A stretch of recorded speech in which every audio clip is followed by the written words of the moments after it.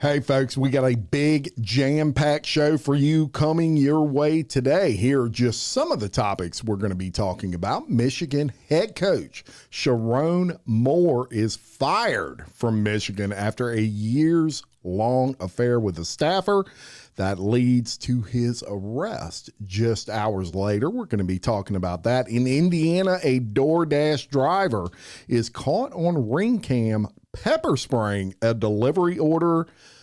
This was on the steps of a customer's home. And I know, right? And I have some things to say about that. New disturbing details have surfaced in the killing of Rebecca Park. We have the updated information for you on that case. Hollywood director Rob Reiner and his wife are both found dead in their California home, and their son is arrested in the stabbing death of both. We're going to talk about that. The manhunt intensifies after a shooting at Brown University in Rhode Island that left 2 students dead, 9 injured. Why have they not caught this guy yet? That'll be up for discussion.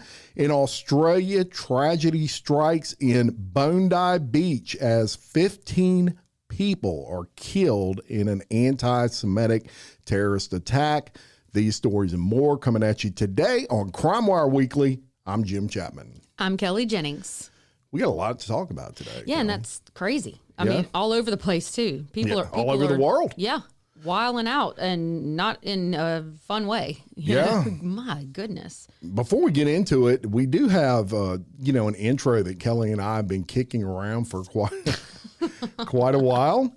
So we'd like to go ahead and play that for you. This is, we really rely on the opinion of our fans when it comes to listening to this show.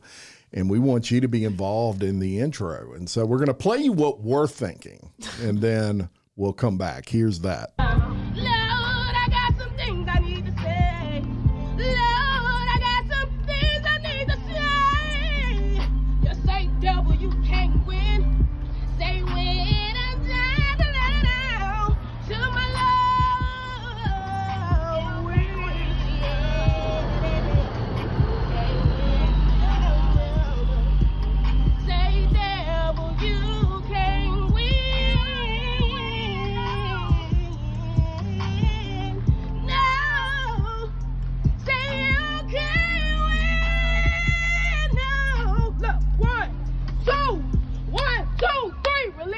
I wish it ever had a phone to call you up. I hold a conversation of my problems getting done. Yeah.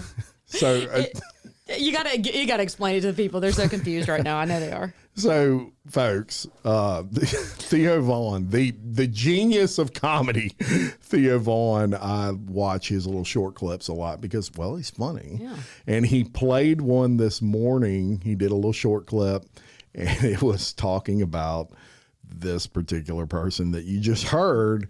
And I thought it was hilarious. That's a funeral. That's a funeral, yeah. That's a funeral. So no disrespect, but I know this lady was getting after it. But look, this clip is viral because she is feeling it. You heard? I mean, so maybe we need to. She had something she had to say to the Lord. Oh my God! And with heart, she was on fire. Yeah, she was. And feeling so it. we really need to take that as our startup. And when we're going to start these episodes, we need to be like, Lord. No. What? You got to count it in. Oh, one. 2, 1, 2, 3, release it. Maybe not. Anyway. Maybe not. We thought that was so funny, y'all. We knew you would get a kick out of that. If you listen to this show, you're like us and silly. Yeah. So you got to smile to keep from crying. That's right. Look, speaking of almost crying, before we start, I got to tell you what happened yesterday. So I'm not afraid of the Goodwill anymore. Okay. When I was younger, I was kind of afraid. I wouldn't go there. I was like, I'm not going to buy old stuff, but now I love it, right? Because I'm old. Yeah. And so I bought a little table, and I was in the Christmas spirit. They said, drive around and go pick it up on the side. And I was like, no problemo, I can do that. So I drive around, and this guy kind of blocked where I would have to park. So I pulled to the side, let him drop off his stuff. He left, and that's whenever I go to pull up further. Well, the guy that's working there, he picks up my table and he comes walking towards me, and I was like, wait, it's got to go on this side, because I only had one space it could go in the car because I had been Christmas shopping. And he shook his head no. And I'm like, what? What do you mean no? No, it's got to go there. There's nowhere else to put it. You don't understand. I said, I've got to pull around. Well, when I explained to him I've got to pull up so he could get in the door, he got mad. He got mad at me and started rolling, like huffing and puffing, and he not ran back. We turned around and he set it back down on the landing stoop. Well, I got a solid case of the red ass because he got mad at me for trying to help him by pulling up. So I pull my car up, and it escalated quickly because I had an attitude at that point because I was jolly as freak until that happened. And so whenever I pulled up and got out, he then jumps up on the loading dock and goes inside and slams his hands through the plastic little door openers thing. That pissed me off even more. So I got it in my mind, I don't need your help. So I walk over there and I just like pick that bitch up. I have to tell you, it's heavy. It is solid wood heavy. I don't know how I mustered the strength up because I couldn't get it back out of the car when we got home. Okay. But you had adrenaline, girl. Bro, I was so mad. I turned to the Hulk and I was like, "Rah!" And I grab it and I go walk into my car mad as shit. Well, this old man comes out that works here. He's like, "Whoa, baby girl, whoa, what you doing?" I was like, "I don't need your help." We're talking about the other guy, and I slung that bitch in my car. That old man jumps down. He's like, "Oh my God, I don't know. I couldn't even lift it, baby girl. I will not get in a fight with you."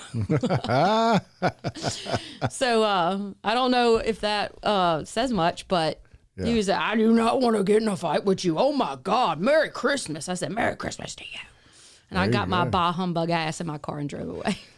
And incidentally, she will be having surgery next week Yeah, on her lumbar. So if I'm out, guys, it's because of the freaking Goodwill delivery guy. Wow. Don't piss Kelly off. Shit, no. She'll lift all kinds of I'll be crazy throwing stuff. furniture. All right, let's get into it. And we're going to start off in Ann Arbor, Michigan. And I'm going to tell you about the former University of Michigan football head coach, Sherrone Moore. He has been arrested.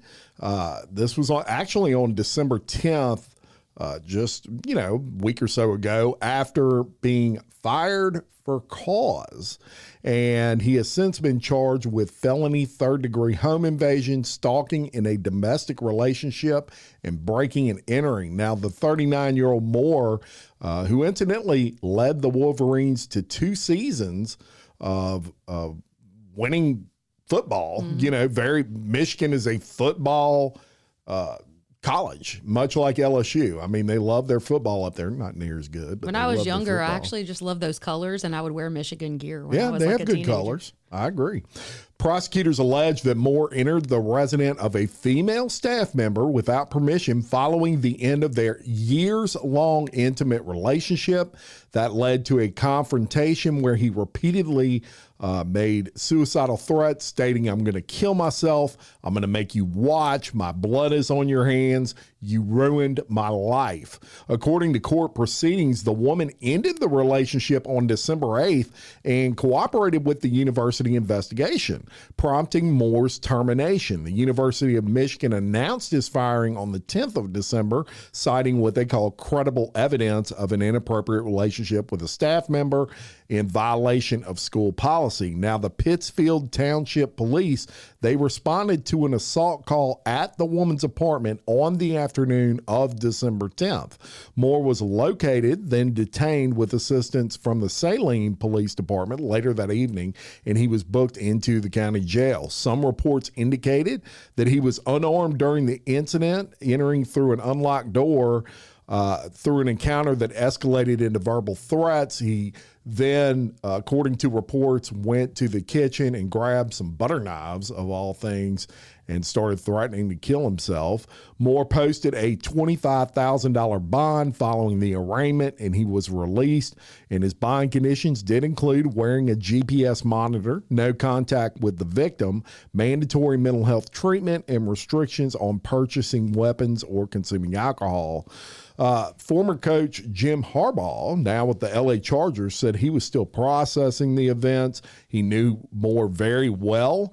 And, from all accounts, from everybody that has discussed this situation, this is kind of out of character for him relative to threatening to kill himself, things like that. So to give you just a little idea of the timeline here, on December 8th, the accuser ended the relationship via a morning conversation.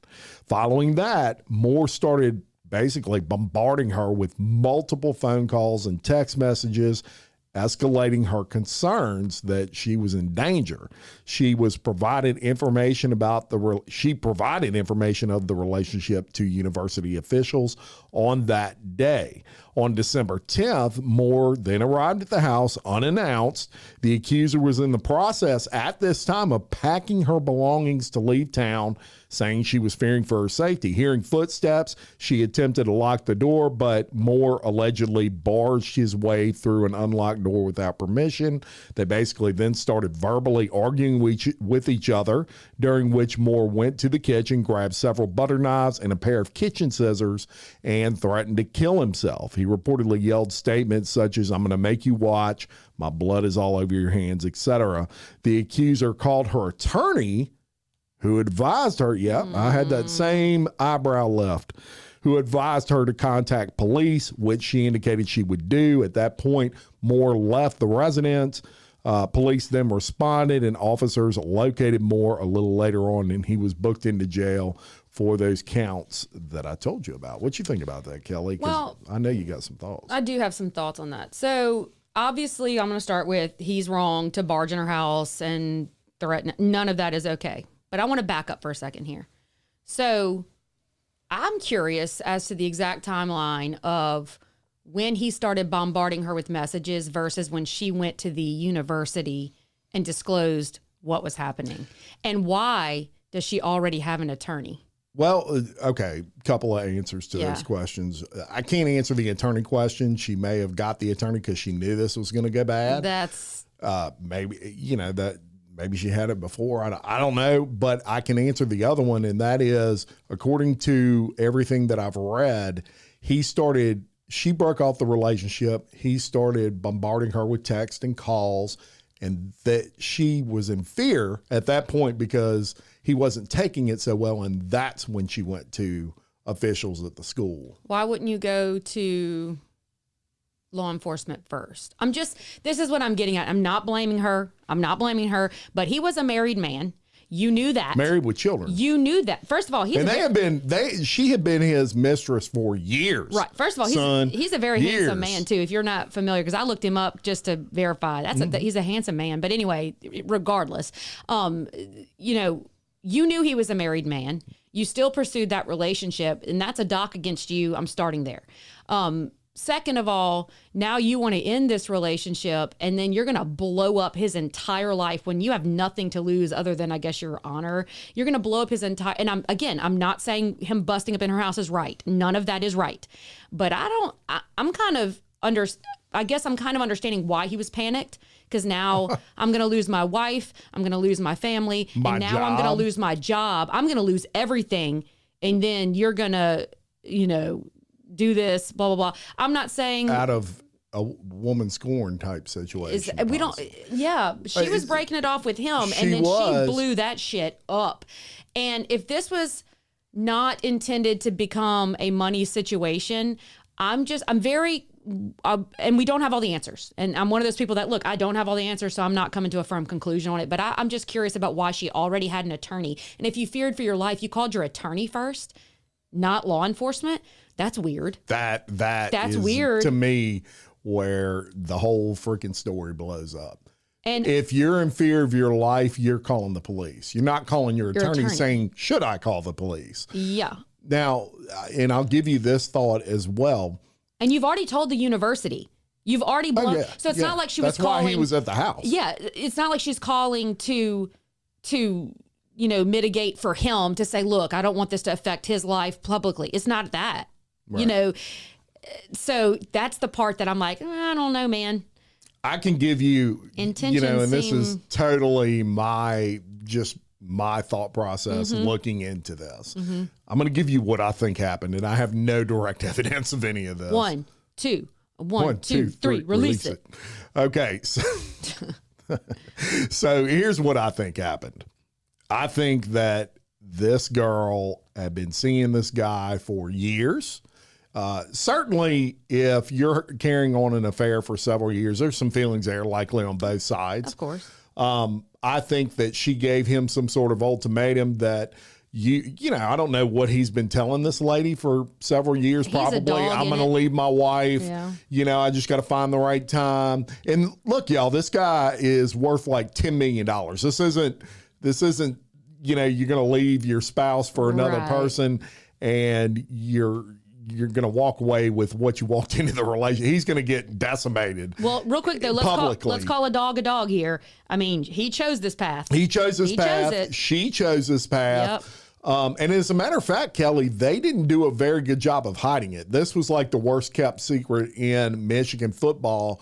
They had video of them on the sidelines together, very close. And it was pretty obvious, especially in hindsight, that there was a relationship there. But I think that she got tired of waiting. She gave him an ultimatum. He told her, no, I'm not leaving right now. I think that she said, well, then I'm breaking up with you. It's over. And I think that at that point, he got really scared about she's going to run her mouth. Yeah. So I think that's when he was texting her, trying to smooth things over. Okay, let's see if we can, because he's nervous it's going to come out. Right. And his wife's going to leave him. And I think from there is where the escalation started. Yep. But she lost me with the fear of her life or anything like that when she called her attorney instead of the police. You don't do that. If you're worried because a guy broke in your house, and I'm sure she was scared maybe he's going to self-harm himself. Yeah. But why call your attorney? He's not going to stop him. it. He can't. I know. That's kind of like I just covered the case of Kayla Giles right here in Louisiana, and she shoots her husband, estranged husband, and then is going to say, "Oh my God, I feared for my life." But then you have the presence of mind to call 911, but then you hang up on them, and then you call your insurance company that you took out insurance with for concealed carry in case you have to use deadly force. Like that does not even click. Like it makes no sense. Well, that kind of clicks to me. Not me. Kind of me because you're worried about if you're going to go to jail. No, I'm worried about my children that are in the car. We don't have to go off on this one, but I'm worried about my children. We will. Yeah, that are in the car. And I've just shot the father of my children. I'm afraid, but he's down and you're not going to render aid or do something. And then you hang up on 911 to call an insurance company. Nah, sorry. And if you're curious about that, go listen to Unspeakable. Yeah. Kelly's got a 2-part series on that. She just wrapped up. Anyway, this has that same essence to it. And while he's a dog and she's wrong for everything that she did too, I'm with you. She lost me at calling the attorney. Yeah. And she, both parties are complicit in the affair. Yeah. Because it was very public he was married. I mean, he was a football coach from Michigan. Yeah. And it's not like, I didn't know he was married. She knew. As a matter of fact, and we'll get off this topic after this, but a little tidbit that I almost neglected to mention, she would escort his wife into the stadium for every ball game. Okay, well, she's a see you next Tuesday. Apples. She is a see you next Tuesday. Yeah. Move on. There you go. It's actually my turn, so I'm moving on. All right. Now, this is crazy. A California tourist visiting New York City for the holidays was brutally stabbed in the back several times inside a women's bathroom at Macy's flagship store in Herald Square. Now, authorities are describing this as an unprovoked attack by a woman recently released from a psychiatric hospital, and that alone sounds like a scary movie. The incident occurred on Thursday, December 11th, 2025, around 3 p.m. on the 7th floor of the iconic department store amid the bustling holiday shopping season. The victim, a 38-year-old woman from, is it Jurupa Valley? Have you heard of that before? Jurupa?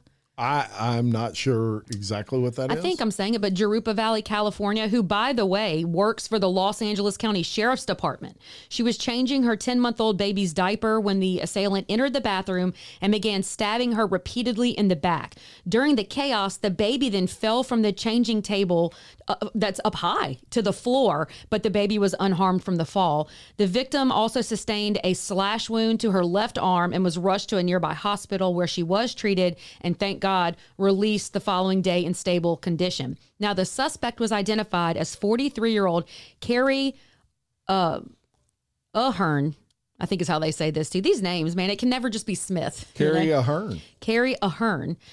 from Massachusetts, and she had been discharged from the Manhattan Psychiatric Center earlier that morning after a year-long stay for mental health treatment related to schizophrenia. Maybe they released her too soon, Jim. What do you think about that? According to prosecutors, Ahern purchased a knife from the store itself before the attack, motivated by voices in her head instructing her to, quote, kill someone or she would be killed, end quote. She has a prior criminal history, including a 2018 arrest for threatening to kill Senator Elizabeth Warren on social media, and was under court-ordered treatment as an incapacitated person since 2019. The victim's husband, who also works for the sheriff's department, helped subdue Ahern until Macy security arrived and held her for police. Ahern was arrested at the scene and charged with attempted murder, 2 counts of assault, criminal possession of a weapon, and endangering the welfare of a child. If convicted on the top charge, she faces up to 25 years in prison. During her court appearance on December 12th, Ahern appeared disoriented and told the judge, "I don't want to go to another hospital. They didn't help me at the Manhattan Psychiatric Center." She was ordered held without bail. Macy's issued a statement expressing deep sadness over the incident. "We are deeply saddened about the incident that took place today, as the safety of our customers and colleagues is our top priority. We kindly defer any further questions to the local authorities, and the attack has raised concern about mental health resources and safety in public spaces during the busy holiday period." The victim's husband shared an update saying his wife is better and resting after the ordeal. Authorities are continuing their investigation, but no additional suspects are being sought. You know, my thoughts on this one are, number one, what did you think was going to happen? This woman obviously needed to be committed to a mental institution. Seems like for the rest of her life. You've already gained some high profile because of your comments regarding Elizabeth Warren, and you were going to kill her. Yeah. And this is a high profile senator. And now you're in a situation where you have stabbed someone. And in Macy's, the flagship Macy's, the one everybody goes to when they go to New York City, and something like this occurs. I mean, if that's not a sign of the world we're living in right now. The same day that she was released. So that begs the question, how on earth was she released if she was not stabilized? I mean, the hospital's obligation to, I know the court order, you know, that she, I don't know what. New York. Yeah. Well, amen. I mean, I hear in that. my opinion. I hear that. Yeah, well, now we've got a problem on our hands, and this to me is going to directly go back to that hospital. Macy's is not to blame here. No. The hospital, that's crazy. Crazy. And when you have an diagnosed, verifiable, crazy person, part of my heart does hurt for her, if I'm being completely honest here, that she says, "I don't want to go back to the hospital. They didn't help me." She obviously is hearing these voices. She's hearing the voices. She's cuckoo. Yes. I mean, and I'm not saying that in a joking way. She I'm has not. some serious mental issues that she doesn't need to be walking them on the free. Right. Sure. And we, police, and this is one of the biggest things too for our listeners to hear too, is that, law enforcement, our job, and I say ours, and I'm not, talking for law enforcement, but their job is to protect society. Okay. Not to be psychiatric care. And so when we've got crazy people like this, all we can do is react to that. So who does the pressure lie on to keep these people out of society? Court system. Yeah. Onus is on the court system. All of this, and we got to do better. That baby could have been killed too. Yeah. So do better. All right, let's go to Evansville, Indiana. All right. And I'm going to tell you about, do you DoorDash? You ever DoorDash? I don't. I'm not big on DoorDash. I don't like other people touching my food. Yeah, it kind of freaks me out too, and we'll talk about it after the article. But a DoorDash delivery driver was arrested last week after authorities say that she was caught on camera, spraying a customer's fast food order with pepper spray, an act that left a married couple sick and sparked widespread outrage online. The incident occurred shortly after midnight. When Mark Carden and his wife placed an order from Arby's through the DoorDash app. They've got the meats. DoorDash and Arby's, that's fast food. I know. According to the statement, maybe they had the flu or something. Maybe so. It was after midnight. Maybe they just didn't want to get out. But according to the statement from the Vanderburgh County Sheriff's Office, the couple began experiencing severe symptoms, including burning sensations in their mouths, nose, throat, and stomach shortly after consuming the food. Cardin's wife reportedly choked and vomited after taking just one bite. Suspicious of the unusual taste and smell. Yeah, that would raise an eyebrow with me. Cardin reviewed his doorbell camera footage. The video allegedly showed the driver, later identified as 29-year-old Courtney Stevenson of Kentucky, placing the delivery bag on the porch, taking the required confirmation photo, and then spraying the bag with an aerosol from a keychain canister before walking away. It's horrific, Cardin told the local media. We assume it's pepper spray. That's more than likely what it was, but now in this day and age, it could have been anything. Investigators subpoenaed records from DoorDash to identify Stevenson, who was in Evansville visiting her father and picking up delivery shifts. When contacted by detectives, Stevenson claimed she had been aiming the pepper spray at a spider on the porch. Right. Citing her intense fear of spiders. However, authorities dismissed this explanation, noting the outdoor spiders are inactive in Indiana's cold weather. Oh, nature. With overnight lows around 35 degrees Fahrenheit that night. Stevenson canceled a scheduled in-person interview with detectives, prompting them to issue an arrest warrant. She was apprehended on December 12th by the sheriff's office in Kentucky, where she lived, and where she is being held currently without bond pending extradition to Indiana. She faces multiple felony charges, including battery resulting in moderate bodily injury and consumer product tampering. And DoorDash obviously responded to this, saying that, they support law enforcement and they don't obviously promote any of this, but it's drawn national attention because the video has just absolutely went viral everywhere. We'll put it on the Facebook. But what do you think about this one? Okay. Well, first of all, what I think happened is that this little bitch here thought that she was going to go spray this food and then get out of town after she visited her father, and no one would ever suspect that it was her. That is what she did. Number two, when you order food DoorDash, this is actually part of why I would never, this right here is why I don't like DoorDash. I don't like other people touching my food. But now they seal food. They close Some it. of them do. Well, a lot of them do. And they'll put a sticker or something. So for you to claim that you've sprayed something exterior and then it somehow got directly on the food, absolutely not. And this is also reminiscent of our listeners that we've had for a while. If you remember the young lady, the teacher that died, that drank the what was it, margarita or whatever, that had that solvent in it. This is along those same lines, because that is an inhalant meant to just irritate so that you can, stop somebody. It is not meant to be consumed, swallowed, ingested. Right. And I looked up poison control just because I was curious about that. And they're like, absolutely don't vomit, because if you vomit, then you're going to re-irritate your breathing and it can become a very serious, serious issue. So, bless her heart, this woman not only swallows it, then vomits it. And this could cause long-term, medical complications because some moron thought, you're a moron. The main question here is why. I mean, why? You're mean. This is way more than a prank. This could literally, as you just covered, cause a lot of health problems with someone. Yeah. Just stupid, dumb. An example of I don't even know what to call her.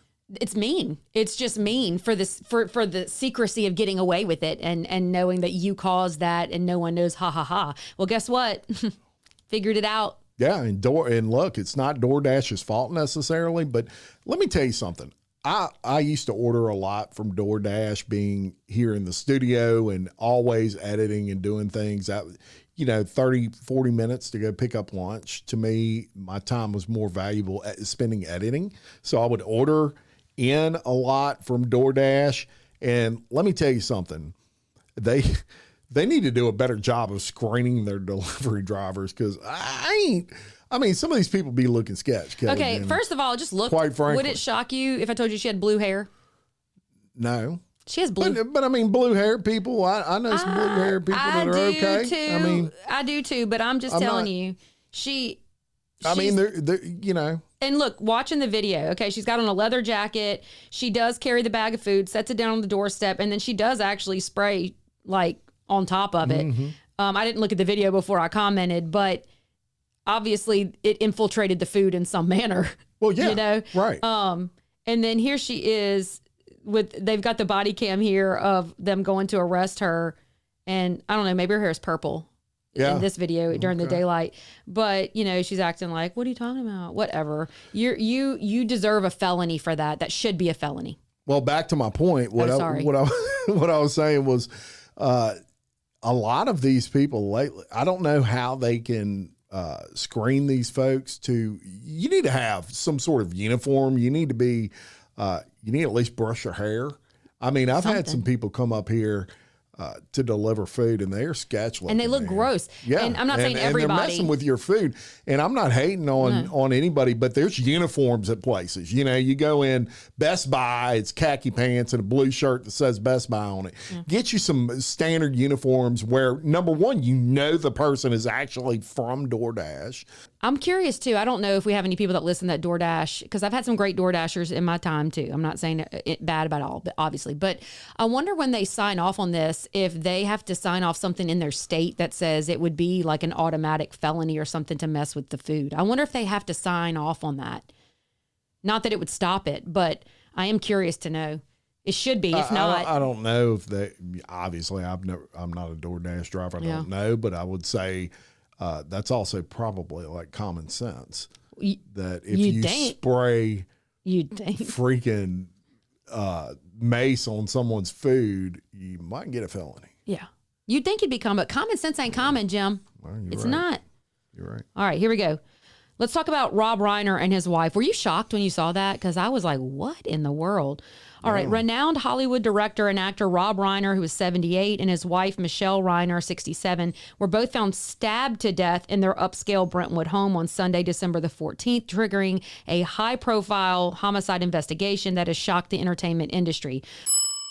Hey everyone, CrimeWire Weekly has moved to its own new channel. We hope you've enjoyed this preview. To continue listening, please follow the link referenced in the description of this podcast. Or simply search CrimeWire Weekly wherever you're listening. And don't forget to follow the show so you can be alerted when new episodes drop. Thanks for listening.